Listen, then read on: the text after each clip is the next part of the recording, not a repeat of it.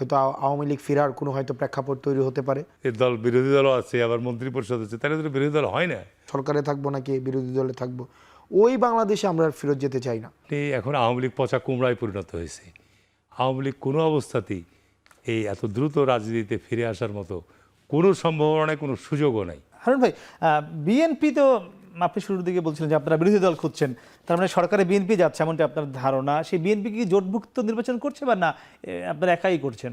না, এখানে নির্বাচনের যেহেতু এখনও কোনো তফসিল ঘোষিত হয়নি, বিএনপির আগে থেকে সিদ্ধান্ত আছে যে আপনার বিএনপি মোটামুটিভাবে যাদেরকে সমমনা রাজনৈতিক দল হিসেবে যারা আমরা একসাথে কাজ করেছি তারা নিয়ে আমরা একসাথে নির্বাচন করতে চাই এবং সরকারও আমরা একসাথে থাকতে চাই। এটা আমাদের দলীয় সিদ্ধান্ত আগে থেকে হয়েই আছে। সুতরাং নির্বাচনের তফসিল হলে তখন এটা আপনার পরিষ্কার বোঝা যাবে যে এই শরিকের মধ্যে কারা কারা থাকছে, কারা কারা থাকছে না। এই মুহূর্তে আপনার এগুলো বলা সম্ভব না, তার কারণ নির্বাচনের তফসিল যখন হবে অনেক সময় গড়াবে। আচ্ছা, জাতীয় সরকার যেটা হবে নির্বাচনের পরে, সেখানে কি জামাত থাকছে? জামাত আপনাদের সঙ্গে আমরা দেখেছি গত 15-16 বছর জামাত তো আপনার ধরেন যে এখন এনসিপিও কিন্তু মাঠেই ছিল আপনাদের সঙ্গে। জামাত আপনার ধরেন যে গত 40 বছর যাবৎ বিএনপির সাথে তাদের পথ চলা, যুগোৎপাতভাবে থেকেছে, ঐক্যবদ্ধভাবে থেকেছে, একসাথে নির্বাচন করেছে। কিন্তু জামাত এখন ইন্ডিপেন্ডেন্ট নির্বাচন করবে, এটা তাদের দলীয় সিদ্ধান্তই হয়ে গেছে এবং তারা মোটামুটি 300 আসনের প্রার্থী। আমি জানতে চাইছিলাম জাতীয় সরকারে নির্বাচনের পর যখন না, নির্বাচনের পরে জাতীয় সরকার তারেক রহমান কিন্তু বারবার বলছেন জাতীয় সরকার গঠন করবে। জাতীয় সরকারের কথা আমি বলিনি, জাতীয় সরকারের কথা বলিনি। আমাদের এই গত আন্দোলন সংগ্রামের সময় যারা আমরা একত্রিতভাবে আন্দোলন সংগ্রামে সম্পৃক্ত ছিলাম তারাকে আমরা অন্তর্ভুক্ত করব। প্রয়োজনে যদি আরও কাউকে অন্তর্ভুক্ত করতে হয়, মানে সরকারের গ্রহণযোগ্যতা জনগণের মধ্যে বৃদ্ধি করার জন্য প্রয়োজন, সেটা করা হবে। পার্লামেন্টে তো বিরোধী দল লাগবে, পার্লামেন্টে বিরোধী দল লাগবে। তার আগে যদি আপনি ওই এরশাদ দল বিরোধী দলও আছে, আবার মন্ত্রী পরিষদ আছে, তাহলে তো বিরোধী দল হয় না। হাসরাত, জানতে চাচ্ছিলাম যে নির্বাচনের পরে যদি কোনো জাতীয় সরকারে বিএনপি আপনাদের ডাক দেয়, সেখানে কি আপনারা যাবেন? সেটা হচ্ছে আলোচনার বিষয়, সেগুলো হচ্ছে প্রেক্ষাপট অনুযায়ী রাজনৈতিক সিদ্ধান্ত হয়।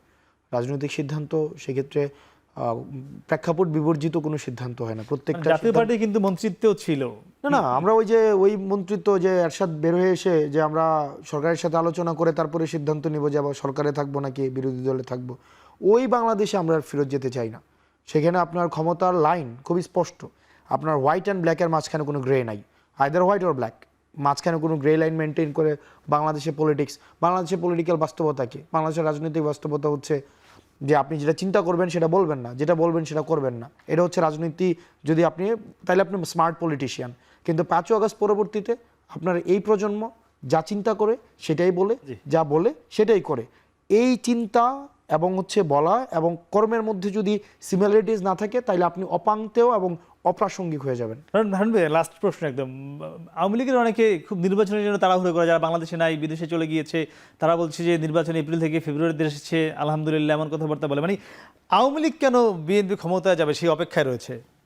এটা আমি বলতে পারবো না। আওয়ামী লীগের সাথে আমার কোনো যোগাযোগও নাই। আর আওয়ামী লীগ আপনার কে বলছে, কারা বলছে, এই বিষয়ে আমার অনেকেই লেখে।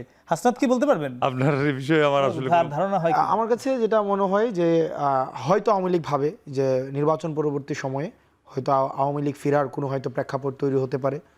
যদি এই প্রেক্ষাপটটা যদি তৈরি হয় সেটার দায়ভার আমাদের রাজনৈতিক দলগুলো সমন্বিতভাবে নিতে হবে। ফেসিবাদ বিরোধী রাজনৈতিক দলগুলো আমরা যারা রয়েছে সেটার দায়ভার আমাদের নিতে হবে। কারণ আমাদের মধ্যে যেই আমি এটাকে গণতান্ত্রিক মতপার্থক্য যখন আমরা হয় সেটাকে আমি স্বাগত জানাই, কিন্তু অনৈক্য যখন হচ্ছে, এই অনৈক্যর জায়গাটাই হচ্ছে আওয়ামী লীগকে স্পেস করে দিবে। এখন হয়তো আওয়ামী লীগ ওই সুযোগের অপেক্ষায় রয়েছে যে নির্বাচন পরবর্তী সময়ে আমাদের মতপার্থক্যটা এটা ক্রমশ এটা অনৈক্যের পথে যাবে, অনৈক্য থেকে এটা যদি সংঘর্ষের পথে যায় তখন সেই জায়গাটায় আওয়ামী লীগ এসে অবস্থান নেবে এবং আওয়ামী লীগ ফেরার প্রেক্ষাপট তৈরি হবে। এবং সেটা যদি হয়ে থাকে, এই ধরনের পরিস্থিতি যদি তৈরি হয়, সামগ্রিকভাবে এর দায়ভার প্রত্যেকটা রাজনৈতিক দলকে নিতে হবে। আমি সর্বশেষ একটা কথা বলতে চাই, একদম 5 সেকেন্ড। হ্যাঁ, আপনি দেখেন 71 সালে জামাতে ইসলামের ভূমিকার কারণে এখনো পর্যন্ত তারা বিতর্কিত। জি। আর এই জুলাই আগস্টে আওয়ামী লীগের যে ভূমিকা, আপনি এখন আওয়ামী লীগ পচা কুমড়ায় পরিণত হয়েছে। আওয়ামী লীগ কোনো অবস্থাতেই এই এত দ্রুত রাজনীতিতে ফিরে আসার মতো কোনো সম্ভাবনা নেই, কোনো সুযোগও নাই।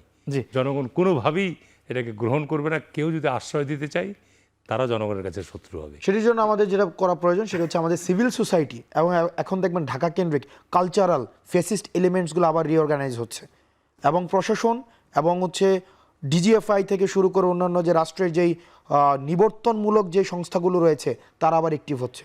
আপনি দেখবেন নগ্নভাবে রাজনীতিতে হস্তক্ষেপ করছে, নগ্নভাবে ফেসিস্ট সিম্প্যাথি ক্যাম্পেইন চালু করেছে। তাদের প্রতি আমাদের সচেতন থাকতে হবে যেন তারা যেন সমাজে মেইন স্ট্রিমিং না হইতে পারে। যে আমরা প্রত্যাশা করি আপনারা ঐক্যবদ্ধ থেকে দেশের সকল অপশক্তিকে রুখে দেবেন।